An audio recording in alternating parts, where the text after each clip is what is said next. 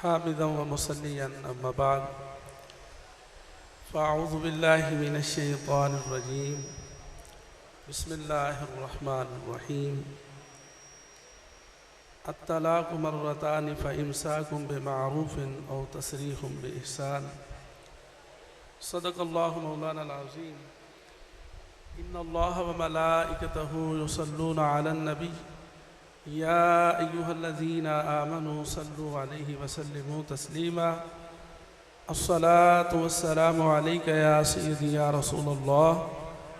الصلاة والسلام عليك يا سيدي يا حبيب الله الصلاة والسلام عليك يا سيدي يا نبي الله وعلى آلك وأصحابك يا سيدي يا نور الله احباب گرامی توجہ میری طرف رکھیے. ہماری اسٹیج پر صاحبزادہ مولانا محمد حمزہ اکاڑوی صاحب جن کی صدارت میں یہ جلسہ چل رہا ہے، عرس پاک کی یہ نشست چل رہی ہے، انہی کے آرڈر سے انہوں نے مجھے ایک دو دن پہلے آرڈر کیا کہ حضرت کے لکھے ہوئے رسائل میں سے اس موضوع پر آپ نے گفتگو کرنی ہے. تو حکم کی تعمیل کرتے ہوئے 2-4 منٹ گفتگو کروں گا، لمبی چوڑی گفتگو نہیں، کیونکہ زور بیان ایسا نہیں ہے کہ میں آپ کو اپنے زور بیان سے معزول کر سکوں. بہت سارے خطبہ تشریف فرما ہیں. ویسے بھی حضور قبلہ شیخ القرآن رحمہ اللہ تعالی علیہ کی بارگاہ میں ہم کچھ لینے کے لیے آتے ہیں،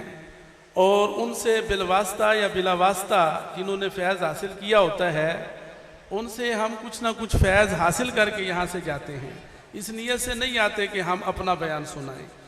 لیکن توجہ فرمائیں، ایک بڑا ہی اہم مسئلہ ہے اس دور کے اندر بھی، اور تب بھی حضرت نے جب اس پر لکھا قبلہ شیخ القرآن رحمہ اللہ تعالی علیہ نے، تب بھی یہ بہت اہم مسئلہ تھا. الطلاق مرتان فإمساک بمعروف او تسریح بإحسان. آپ نے اس پر آپ کا یہ جو رسالہ چھپا ہے الگ طور پر، ویسے تو آپ نے احکام القرآن کے نام سے ایک تصنیف فرمائی ہے. اسی تصنیف میں سے الطلاق مرتان کی جو تفسیر ہے اس کو الگ ایک رسالے کے طور پر چھاپ دیا گیا ہے، اور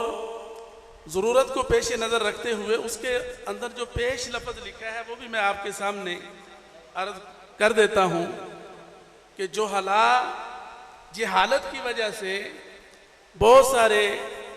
ایسے کام کرتے ہیں کہ حدود اللہ کو پائمال کر جاتے ہیں، اور ان من جملہ میں سے ایک طلاق کا مسئلہ بھی ہے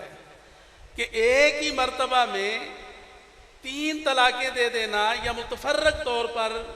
ایک ہی مجلس میں 3 طلاقیں دے دینا. اور شومیہ قسمت کے ہمارے عرضی نویس بھی کچھ اسی طرح کے ہیں کہ وہ ایک ہی مرتبہ میں 3 طلاقیں نوٹس میں لکھ دیتے ہیں، اور پھر جب انہیں پتہ چلتا ہے تو علماء کا رخ کرتے ہیں، اور بلا تحلیل شرعی یہ رجعت کے جواز کے متلاشی ہوتے ہیں کہ ہمیں کوئی ایسا فتویٰ مل جائے کہ ہمارے لیے رجوع کرنے کا جواز کہیں نہ کہیں سے مل جائے. لیکن یاد رکھیں احناف کا جو مسئلہ ہے کہ اگر کسی نے ایک ہی مجلس میں 3 طلاقیں دے دیں، چاہے وہ ایک جملے میں دیں یا متفرق طور پر دیں، ایک مجلس میں 3 طلاقوں کو طلاق مغلظہ شمار کیا جائے گا، اور وہ عورت اس کے لیے، اس مرد کے لیے بلا تحلیل شرعی جائز نہیں ہوگی. مطلب کیا کہ اب یہ عورت اس کی عدت گزارے گی، پھر آگے نکاح کرے گی، پھر وہ شوہر فوت ہو جائے یا اپنی مرضی سے طلاق دے دے، اس کی عدت گزارنے کے بعد، وہ فوتگی والی یا طلاق والی عدت گزارنے کے بعد اگر پہلے میاں بیوی چاہیں تو اب یہ نکاح کر سکتے ہیں. یہ تحلیل شرعی ہے جسے ہماری زبان میں حلالہ کے ساتھ بھی تعبیر کیا جاتا ہے. تو حضرت نے اس پر جو لکھا کمال لکھا. قرآن مجید فرقان حمید کی آیات اور احادیث مبارکہ، اور پھر جو حضرت کے استنباط کا طریقہ ہے کمال کا ہے. اس کی ایک جھلک آپ کے سامنے رکھ کے میں اجازت چاہوں گا۔ آپ نے طلاق مرتان کے تحت جو تفسیر فرمائی کہ طلاقیں 2 مرتبہ ہیں، اور اس کے بعد اگر کسی نے طلاق دے دی تو وہ عورت اس شوہر کے لیے حلال نہیں ہے۔ توجہ میری طرف، بالکل میں کلوز کرنے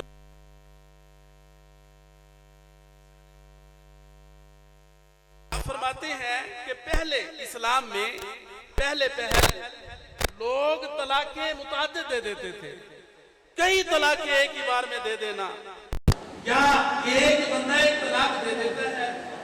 اور وقت گزرنے کو ہوتا ہے، عدت ختم ہونے کو ہوتی ہے، اب یہ رجوع کر لیتا ہے اور رجوع کرنے کے بعد پھر طلاق دے دیتا ہے۔ اب یہ عورت بیچ میں لٹکی رہتی ہے، نہ تو اس کو فراغت ملتی ہے نہ اس کو اپناتا ہے، اس کے لیے بڑا مسئلہ بن جاتا ہے۔ اس پر قرآن مجید فرقان حمید کا یہ حکم نازل ہوا، الطلاق مرتان، طلاقیں 2 ہی مرتبہ ہے۔ آپ اگر تم نے 2 مرتبہ طلاق دے لی، چاہے ایک جملے میں دے لی یا مفصل طور پر دے لی، اس کے بعد جب تیسری طلاق دو گے تو وہ عورت تمہارے لیے حلال نہیں رہے۔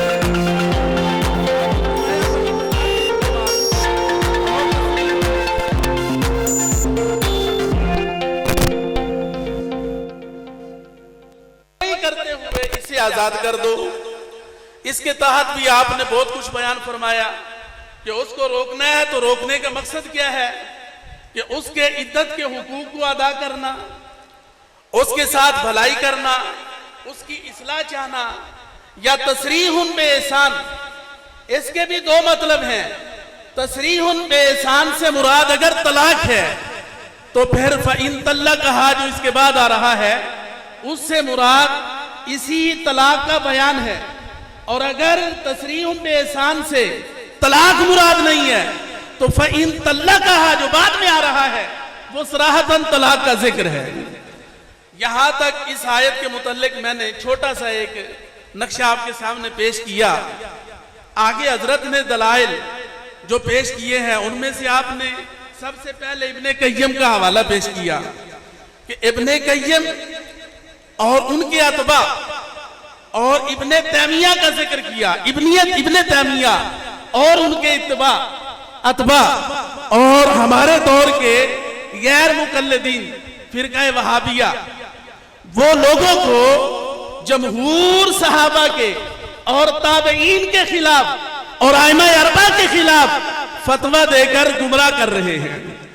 آپ نے سب سے پہلے اس پر جو حدیث پاک ذکر فرمائی وہ حضرت عبداللہ ابن عمر کی ہے۔ بس اس حدیث کے بعد توجہ میری طرف رکھیے گا، سب سے پہلے جو حدیث فرمائی ذکر فرمائی وہ حضرت عبداللہ ابن عمر سے ہے۔ حضرت عبداللہ ابن عمر رضی اللہ تعالیٰ عنہ نے اپنی زوجہ کو حالت حیض میں طلاق دے دی۔ اب وہ چاہتے تھے کہ دوسری طلاقیں بھی بقیہ حیضوں کے اندر دے دیں، اور یہ خبر نبی کریم علیہ السلام تک پہنچ گئی۔ نبی محتشم صلی اللہ تعالی علیہ وسلم نے بلوایا اور حضرت عبداللہ ابن عمر سے پوچھا، فرمایا کہ عبداللہ ابن عمر تو نے یوں کیا؟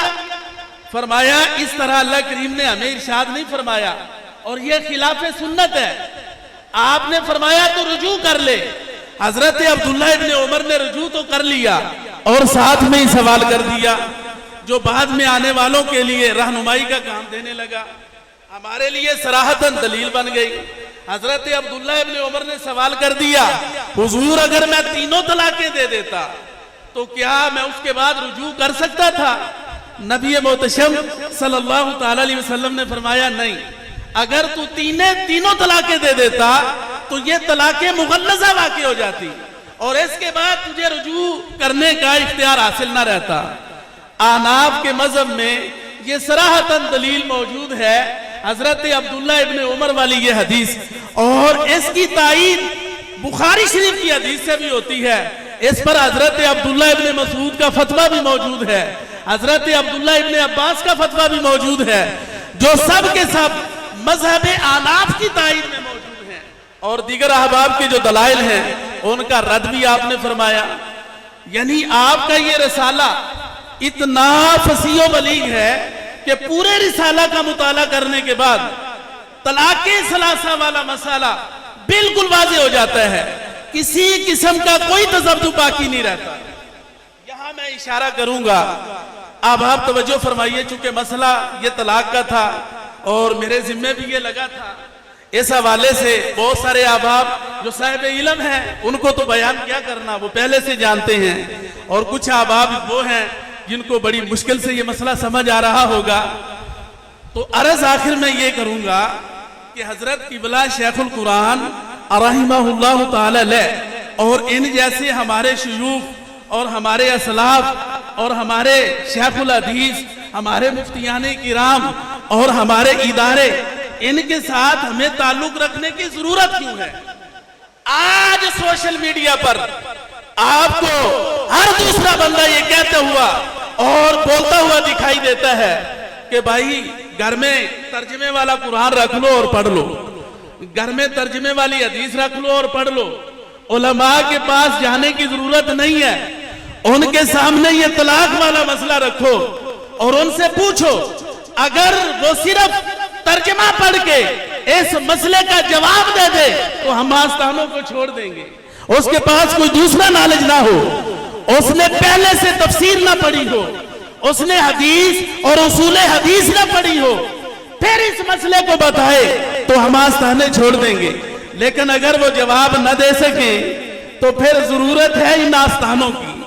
جہاں پر یہ مسائل بیان ہوتے ہیں۔ میں چھوٹی سی بات عرض کروں، قرآن پاک میں دو طرح کی آیات ہیں، متشابہات بھی ہیں، محکمات بھی ہیں۔ آپ ان احباب سے ذرا پوچھو نا جو خالی ترجمہ کر کے قرآن کو سمجھنا چاہتے ہیں، ان سے پوچھو ید اللہ فوق ایدیہم، یہاں ید اللہ کا ترجمہ کیا کر کے ہمیں اس کا معنی سمجھا دیں۔ اگر عقائد کو بندہ نہیں پڑھا ہوا، اگر اس نے اصول تفسیر کو نہیں پڑھا ہوا، تفسیر کا مطالعہ نہیں رکھتا، خالی ترجمہ کر کے ہمیں اس کا مطلب سمجھا دے، وَمَا رَمَيْتَ اِذْ رَمَيْتَ وَلَكِنَّ اللَّهَ رَمَى، اس کا ترجمہ پڑھ کے اس آیت کا مطلب سمجھا دے۔ مَثَلُ نُورِهِ كَمِشْكَاةٍ، اس آیت کو پڑھے اور ترجمہ کر کے اس کا مطلب سمجھا دے۔ اگر مطلب اپنے آپ سمجھ نہیں آتا تو پھر ضرورت ہے کہ حضرت شیخ القرآن کی آستانہ پہ حاضر ہوں، یہاں پر ان کا فیض بٹ رہا ہے، یہاں پر ان کی فقاہت بٹ رہی ہے، یہاں پر ان کا علم بٹ رہا ہے، یہاں آئیں گے تو سمجھ آئے گی کہ قرآن ہمیں کیا میسج دے رہا ہے، حدیث پاک میں کیا بیان ہو رہا ہے۔ اگر میں نے زیادہ دیر سے خراشی کی ہے تو اس کے لیے معذرت خواہ ہوں۔ اللہ کریم جل شانہ و اتم برہانہ ہمیں ان بزرگوں کے ساتھ جڑے رہنے کی توفیق عطا فرمائے، حضرت کے آستانہ کو شاد و آباد رکھے، آمین بجاہ نبی الکریم وما علینا الا